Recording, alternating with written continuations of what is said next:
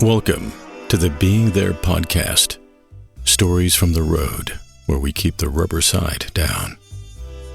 These are stories written by my father, Gene McAlmont, commentary by his son, me, John McAlmont. This is episode 23.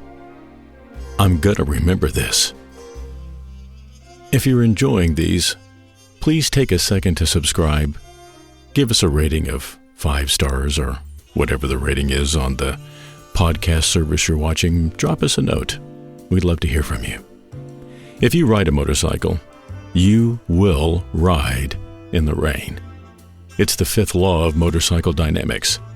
In this story, my father explores what it means to ride in adverse conditions and reminds us that reality is how we perceive it. This is I'm gonna remember this.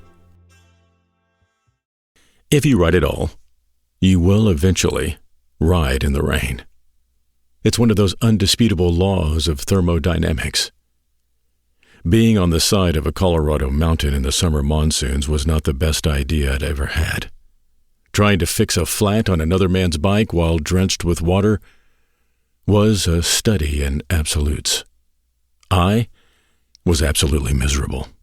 Absolutely wet, absolutely pissed off, and totally unable to mask my frustration. How could we be so stupid to find ourselves in this situation? It was a rhetorical question. We had so far spent 4 precious hours fixing machines when we should have already cleared this mountain pass. I stuffed my wet repair kit into the saddlebag and climbed on board the bike for the long trek up Colorado 145 to Telluride.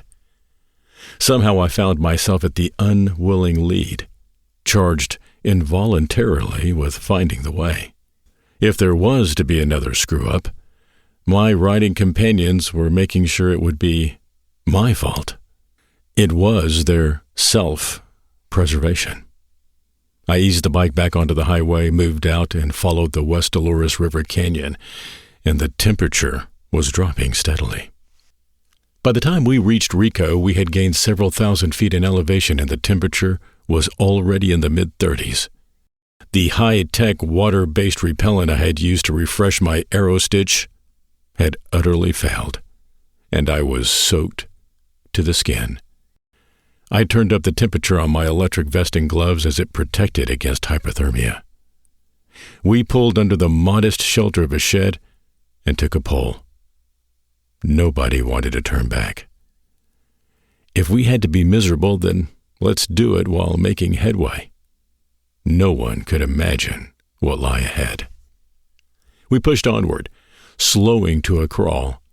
As we moved up the highway, I could just barely see the dim glow of 3 headlights behind me. My hands grew increasingly stiff from the numbing of the wet cold. Then, almost imperceptibly, the first mushy ice crystals pelted my windscreen. Oh yeah. The road surface grew increasingly difficult to see as ice formed in mushy bands across my face shield. I wiped the near-frozen mixture, clearing it just enough to see the approaching sign.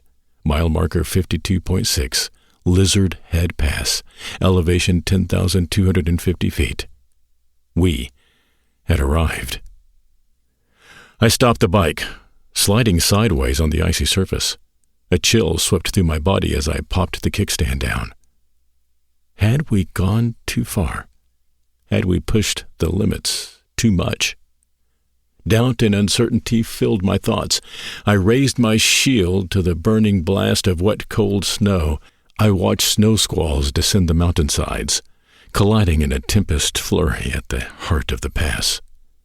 We were alone at the top of the world. Ed rode up and parked his bike next to me. He brushed aside the icy mixture and raised his shield. He looked out at the snowy vista and turned to me, flashing a toothy grin. "Man, is this awesome or what?" he said. I was stunned. He was having fun. He was having a lot of fun. Cold? Yeah. Wet? You betcha. Miserable? That too. But it was fun. In fact, it was much more. It was an adventure. That when it hit me, all this misery, the cold, the saturated riding suit, and the wet underwear were part of the adventure. We were not just looking at a pretty picture. We were living the picture. We were part of what was happening. Yes, it was a little bit dangerous, but it reminded me that I was alive. Phil and Pete caught up with us, and after some thumbs up, we started our descent. We rode through snow squalls that roamed up and down mountain passes. We rode through deep valleys washed clean with pure crystal water. We rode along the red canyons of the San Miguel River and watched clouds dip below the horizon and reappear like porpoises riding the bow wake of some imaginary mountain ship. We drank the coffee of the gods at a small station in Norwood, and then tiptoed across mud-washed roads as we headed towards 141, the Uranium Highway. We rode rain-drenched roads through the small towns of Naturita and Uravan, appearing to us as if we pulled the pages out of a giant coffee table book. We rode the Dolores River through a desolated western landscape, washed and nourished by the quenching rain. We rode Unaweep Canyon and kept company with mountain giants, guarding the precious rain-swollen river. The world unfolded in front of us like a three-dimensional landscape of near and far and near, up and down and up. I was mesmerized by the majesty of it all. A couple of empty pizza boxes and several empty cans of beer adorned our poolside table. The motel was clean and quiet. We were dry, warm, and full of food, and 10 hours of riding in the rain. Nothing much had been said all evening. Ed looked out over the setting sun, its rays emblazoned on red-tinkled clouds over distant deep purple mountains. "You know," he said, "this has been the best day of riding I've ever had. I'm going to remember this for a long time."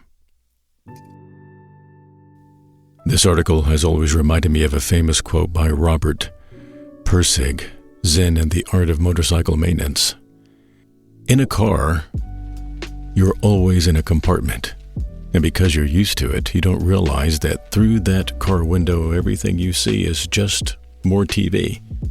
You're a passive observer, and it's all moving by you boringly in frame.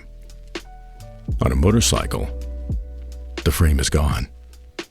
You are completely in contact with it all. You are in the scene, not just watching it anymore. And the sense of presence is overwhelming.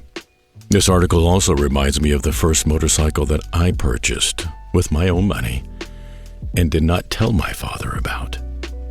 It was at a time in my dad's life when he was working so hard he didn't have as many hobbies as he wanted to have.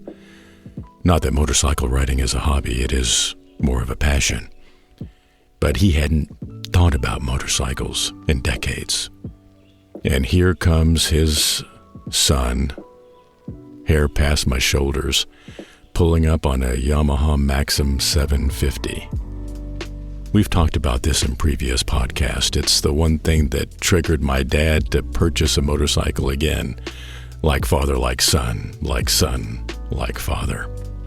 The one thing that I had not mentioned in those previous podcasts was that evening, driving back to the small town of Greenville, Texas, where I was living at the time, I experienced my first torrential downpour. And by torrential, I mean you couldn't see your hand in front of your face on Interstate 30, riding back to Greenville, Texas. It was so bad, and I was not the most experienced motorcycle rider at the time, that all I could really do to stay on two wheels was to make sure I could see that white line in front of me right under the front tire of the bike. Maybe 30, 35 miles an hour is as fast as I could go. The wind was howling, the rain was coming down, and I did not have a beautiful aero-stitch suit that was treated with the latest and greatest chemicals to keep me dry. I was soaked to the brim, and in my mind, all I could think about was, watch the white line. Watch the white line. Watch the white line. The rain was not stopping. It was as if it was following me, tracking my every inch. Cars were passing me like I was standing still. And then it happened. An 18-wheeler traveling 70 miles an hour plus blasted by me in the same lane I was in. It didn't strike me, but it felt as if I could reach out with my hand and touch it as it went by. The force was so strong, it literally blew me off the highway. The bike veered into the mud. I held on with everything I had. Instinct had me grab more throttle, not hit the brake, and the back end slid out from underneath me. I was moving sideways in what felt like knee-deep water. What felt like 15 minutes, which was probably only 30 seconds, I was able to bring the bike to somewhat of a stop. The stop, of course, was the bike sliding out from underneath me. And there I lay, motorcycle still running, slightly pinned underneath it, but not too bad, in a ditch full of water. I mustered up the strength. I got my knees under the bike. I got it up straight, and I sat back on it. The rain, it was not giving me a break, still coming down in sheets. I really didn't think at the time. I just acted, and I gave it a little power. The bike didn't move. I gave it a little more power. The bike didn't move again. I realized my front forks were to the side and not straight. I straightened the bike back up a little bit more. I backed it up a bit. And I did the only thing a young, stupid, long-haired kid knew how to do. I gave her all she had. Mud flying, bike squiggling. I got out of that ditch and out of that water, back up onto the highway, right where I could see that white line again. The rain never let up all the way to my apartment. I got the bike parked. I got off of it. I felt like I weighed 500 pounds. I made my way up the stairs to my second floor apartment and got inside. Took all of my clothes off. It had rained so hard that my new blue jeans had dyed my entire legs denim blue. I cranked up a hot shower and hopped in and started giggling. That giggle turned into a full laugh, and I thought to myself, this is one of those evenings that I'll never forget. It was fun. It was a challenge. Something that the adventure seekers out there love. Just like my dad faced the challenge and was reminded by his good friend that this is fun. These are the times that we'll always remember. Thank you for listening and spending this time with me. If this stirs your soul like it stirs mine and you enjoyed today's episode, be sure to subscribe and follow the podcast so you don't miss future readings and commentary. All written material featured in this podcast is the original work of my father and used with his permission. The thoughts and opinions I share are my own. This recording is for personal listening only. My voice likeness and performance are protected and may not be recorded, reproduced, or used in any form of AI training, cloning, or synthetic replication without my explicit written consent. Thanks again for being here. Until next time, keep the rubber side down and safe travels.